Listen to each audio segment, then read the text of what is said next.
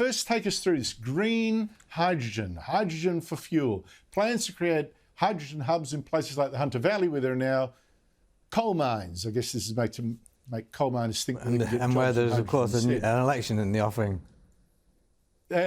Precisely. Well, you know, the thing is, cynicism in one so young. But Alan, will hydrogen actually become a big source of green power in our future? Almost certainly never. I mean, it's like the philosopher's stone, you know, turning lead into gold. If it works, it will be the equivalent of that, and it's about as likely.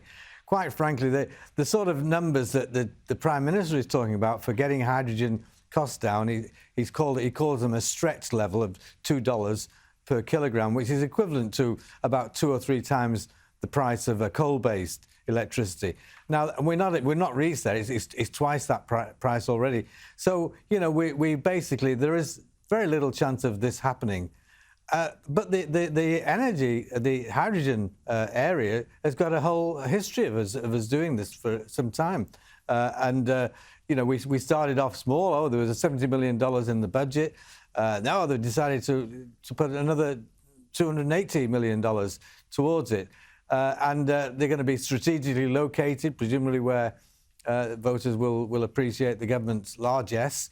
But, you know, the fact is it is just pouring money down the drain with hydrogen, as is the case also, which you mentioned before, the carbon capture and storage. All right, let's go into the carbon capture and storage, okay? In fact, now, this is a plan, as I said, to catch and bury global warming gases that are spewing out of, say, coal-fired power stations. Just stick them in the ground or wherever it is you want to put them so that those power stations can keep going. But has this technology, Alan, ever worked at scale and economically anywhere in the world yet? No. I mean, it might work in small parts with burying gas emissions, but the goal is to do it with coal. There was once one coal power station which tried it. It's called Petronova in the US. It went bankrupt in the end. Essentially, what we've done with this carbon capture and storage, we've had Rudd gave 300 and something million to something called the Global Carbon Capture and Storage Institute, which is basically an Australian outfit with some PR offices in Geneva and Paris and other nice places to visit. Essentially, it's just a PR outfit, never did anything and never will do anything.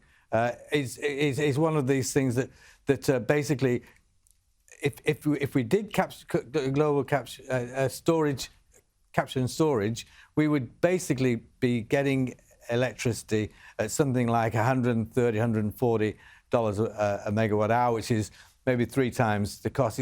It's far more expensive to strip the carbon out and bury it than it is to generate the electricity in the first place, and will always remain so. And so we've given massive amounts of hundreds of millions of dollars to this venture over the years, and we've just announced another $200 or $300 million, something that won't work, can't work, and is basically window dressing for the government, which is spooked by the idea that it may be going empty-handed to the Biden meeting. Of course, as you know, Australia is already a very large... Is that how you sum up today's announcement, Alan? Is that all you see it is? Is $500 million to buy Scott Morrison a ticket to a meeting where he can at least say something without looking completely like he's not moving? Yeah, and it's basically paying blackmail money for coal because he knows that we can't divest ourselves of coal.